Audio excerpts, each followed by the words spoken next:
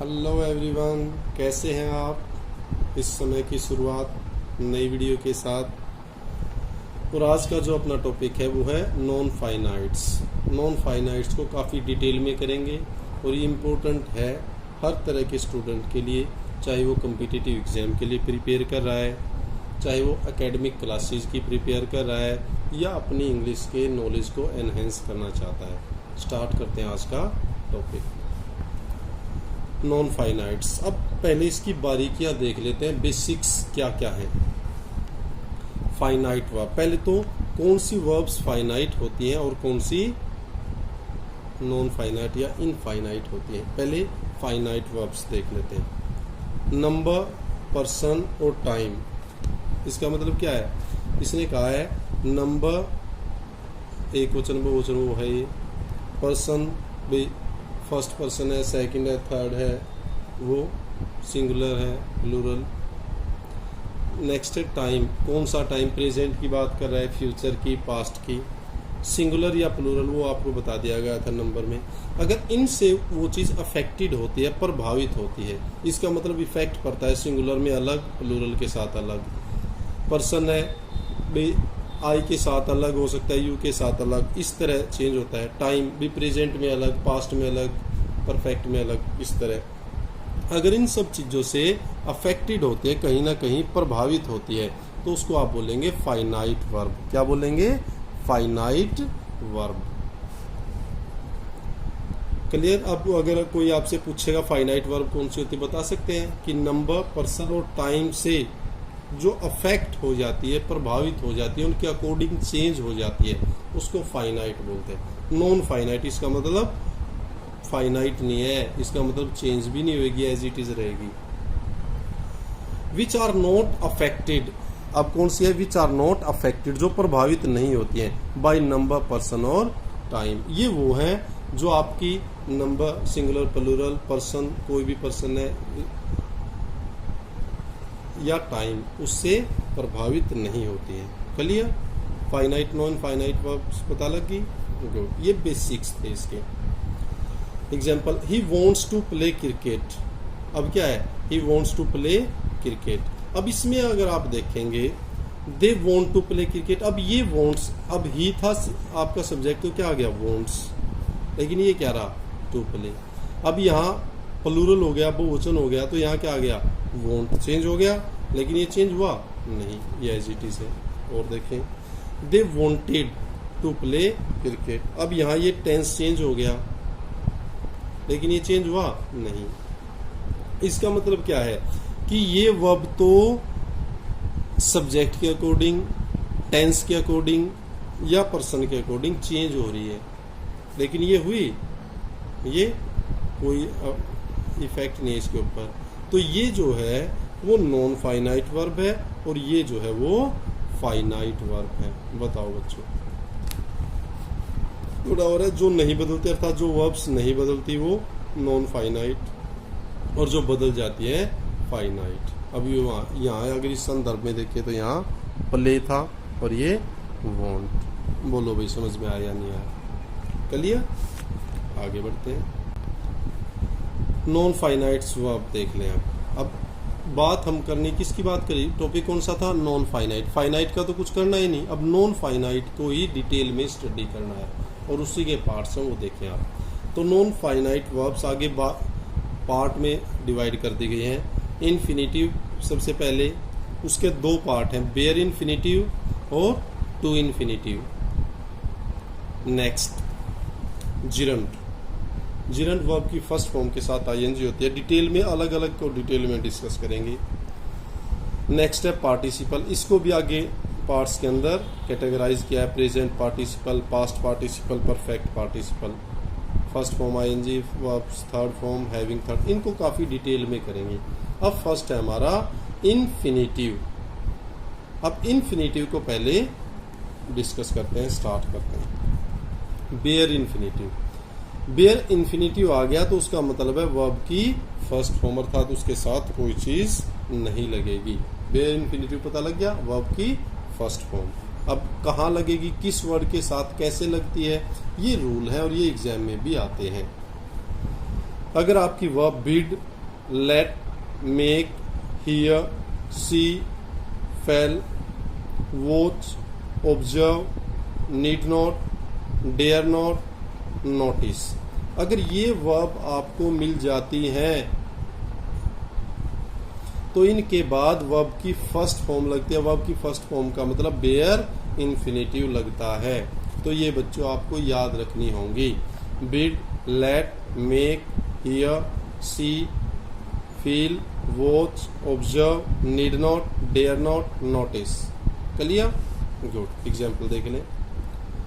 आई made him, अब made आ गया, वो ये नहीं देखना फर्स्ट ही फॉर्म हो, उसकी सेकंड भी हो सकती है, थर्ड, लेकिन वो टेंस होना चाहिए। कहने मतलब टेंस के अंदर। आई मेड हिम सिट डाउन, अगर आगे आना था तो क्या आ गया? वर्ब की फर्स्ट फॉर्म आ गई। बताओ बच्चों, समझ में आया नहीं? एग्जाम में पूछा जाता है। लेकिन अब इसके अंदर एक और पेंच है। जब ये सारी वर्ब जो हमने डिस्कस की थी वो पैसिव वॉइस में हो, अब पैसिव वॉइस का पूरा 2 या 3 वीडियो बनी हुई है, अपने चैनल पे जाएं और उनको देख लें। पता है बहुत बढ़िया, नहीं पता तो इज, एम, आर है उनके साथ थर्ड फॉर्म, वॉज वर के साथ थर्ड फॉर्म, हैज बीन मिलेगा, ऐसे इसकी कुछ पहचान है।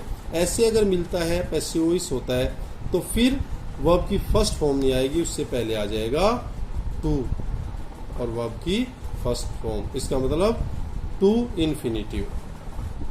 ही वॉज मेड, अब यहाँ वॉज वर्ग के साथ आईएनजी आता है, लेकिन यहाँ क्या है? मेड, थर्ड फॉर्म आ गई, तो इसका मतलब पैसिव वॉइस है। और यहाँ क्या आ गया?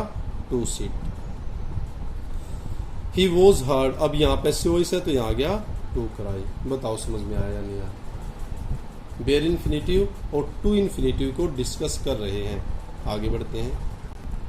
मॉडल्स के बाद, मॉडल्स के बाद फॉर्म्स ऑफ वर्ब में भी और मॉडल्स में भी बताया था, उनके बाद हमेशा वर्ब की फर्स्ट फॉर्म ही लगती है।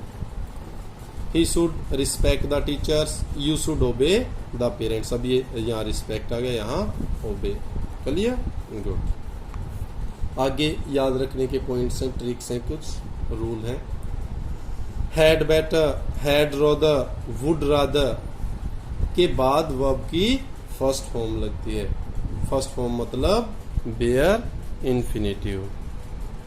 इसका मतलब अगर आपको had better, had rather, would rather अगर ये मिल जाए तो वर्ब की फर्स्ट फॉर्म लगानी है। यू हैड बेटर, अब हैड बेटर आ गया तो क्या आ गया? वर्ब की फर्स्ट फॉर्म, यही बेयर इन्फिनेटिव है। Your work soon. Clear? Good. आगे बट, एक्सेप्ट और देन, लेकिन, सिवाय और देन, वो की बजाय इसके, इनके बाद भी वर्ब की फर्स्ट फॉर्म ही लगती है। ये बच्चों ये भी आपको ध्यान रखना है। ये पता लग गया तो आप इजीली आप इसको फिल कर देंगे। ही डिड नथिंग, अब बट स्लीप, अब बट आ गया तो क्या आ गया? First form, bare infinitive. Clear? Good. आगे बढ़ते हैं।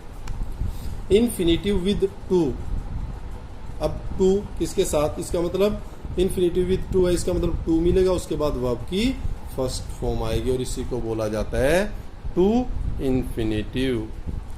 आगे देखें इसके rule.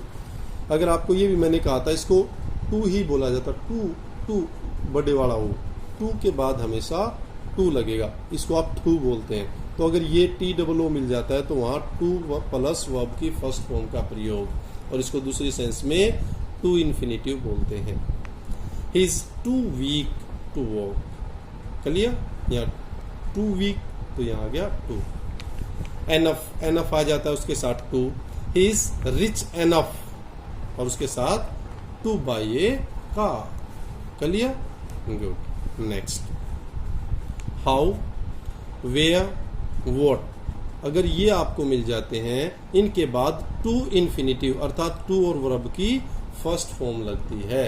How to make, where to go, what to do, इसका मतलब इनके बाद टू इन्फिनिटिव अर्थात टू वर्ब की फर्स्ट फॉर्म लगता है। He knows how to operate computer. Clear? आगे बढ़ते हैं। नेक्स्ट, अबाउट, अबाउट, डिफिकल्ट और इजी, इनके बाद भी टू वर्ब की फर्स्ट फॉर्म लगता है। About to, I was about to reach, it was difficult to, easy to. Example, the match is about to stand, the match is about, it is very difficult to understand, it's very easy to do. clear? the match is about to start. उसके बाद इन verbs के बाद भी to और verb की first form लगती है, अर्थात कुछ verb भी है उनको देखना है, उनको याद रखना है, उसके बाद to लगाना है. देखें, assume to, believe to, consider to, know to, suppose to, think to, understand to, expect to, feel to और learn to. तो अगर ये वर्ब आपको मिल जाते हैं तो उनके बाद to का यूज करना है. एग्जाम्पल देख लें, I know how to operate this machine. अब ये वैसे how वाला भी हो गया, how to. I consider him to be fool. consider आ गया तो to. You are supposed to और suppose के साथ टू. क्लियर भाई? गुड. आगे बढ़ते हैं.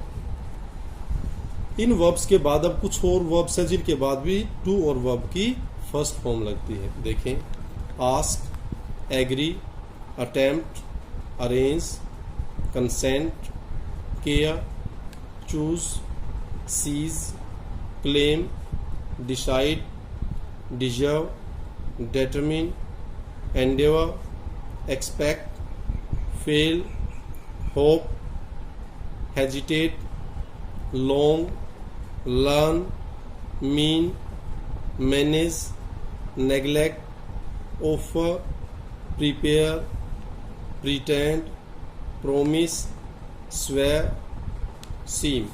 ये सारी की सारी verbs हैं, ये याद रखनी पड़ेंगी और कोई रूल नहीं है. इनके बाद to प्लस verb की फर्स्ट फॉर्म का प्रयोग होता है. क्लियर है? अच्छा लगा होगा video. Good. Keep on learning, keep on enjoying. Thank you. Thanks a lot.